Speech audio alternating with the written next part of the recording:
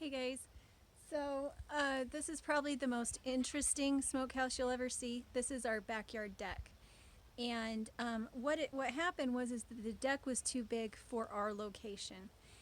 It had some beams that were old that were giving way. It didn't have enough support under it, and I was shoveling snow all winter long. So it used to have a hot tub in it. When we got here, the hot tub was not working anymore. And so what we decided to do instead, let's see if I can show it to you, is that there used to be a deck on this railing didn't used to be here. It used to be on the end of the house, and this whole space was also a deck. And again, all I ever did in the winter was shovel it. And it was very hot back here in the summer. We didn't use the deck in the summer. It was just too warm. So what we did with all that excess wood was we took the gazebo and we built walls into the gazebo where the hot tub was. We pulled the hot tub out, and John did it, and he put a door in it.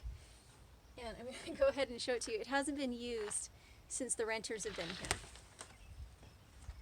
So it's all very interesting, but it's very cool in here. It's very nice in here, and it's very uncomplicated. We left big spaces in between the boards because we wanted to have a lot of airflow through it. We wanted it to stay cool. And you can see the hooks in the ceilings. And the girls, I'm not sure but what the girls are trying to build a swing in here. But I'll go ahead and show you. We have a very simple floor that I don't really want to show you right now. There's a lot of spaces between it, but this is the shelf that I can use to store things that need to dry, like garlic. So this is also a rack, a bench for salting hams. So you have your bins in here full of salt, and then you bring your hams in here and you roll it around and you let it sit in there. And if you do it in about November, it stays cold enough out here that you don't have to refrigerate these big hams before you hang them. So what we would do is we would have a kind of like a hibachi grill, but instead of using it to grill, we would just start smoking it, and then we would hang our ducks and our hams from the ceiling, and the smoke would just drift up into them, and it worked really well. The one thing I would probably do different is to find a way to hold the smoke in closer to the meat so that instead of it going out through the cracks, it stayed more concentrated. But we didn't have to use a lot of fire. It was just a smudge smolder type of a smoke. We didn't have to have an expensive smoker, and this was a good space that would keep critters out, so that if we needed to, we could hang a whole deer or allow a hog to cool after butchering without having cats get into it or anything else. And we've also stored wood out here. You can see we have some wood that we wanted to keep from getting wet. And then the screen, the screen door was what I would set up out here, and I would put my wool on it to dry because it was nice and cool and the air would flow through.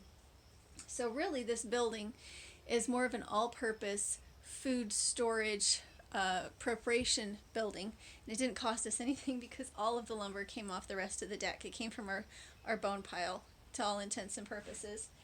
And I'm getting really excited to be able to come in and clean it up, because that's really all that needs to happen is we have some things that had been in storage out here that need cleaned up.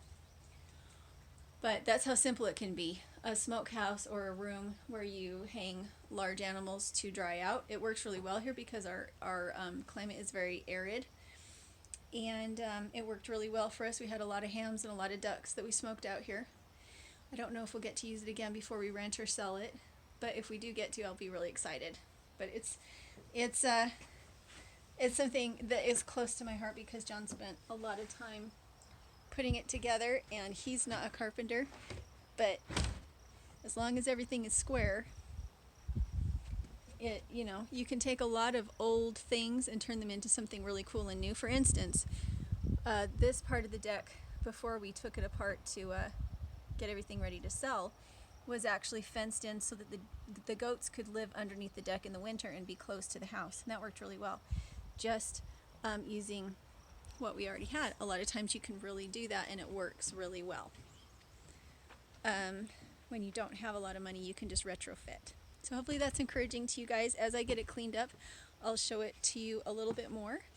And if you have any questions, go ahead and ask them, and I will try and put links to the videos of where I show us with the hams hung and the ducks hung. But it's really pretty. The one thing you have to be careful of is if you have a very dry mulch system, you need to be careful about sparks or coals falling. This is a deck that's old and the wood is dry, and so you really want to be careful that you're not lighting your house on fire by having a system in here that is dangerous. We're very, very careful about how we do this. We don't do it in the dry season, we do it in the fall, and we make sure we don't have a whole lot of dry mulch underneath the deck in particular, but around the deck, that everything is pretty well watered. And that's really important. You want to be careful with these kind of things. So hopefully that was helpful. Make sure to check in the links for the videos of when we were using it, and we'll talk to you later.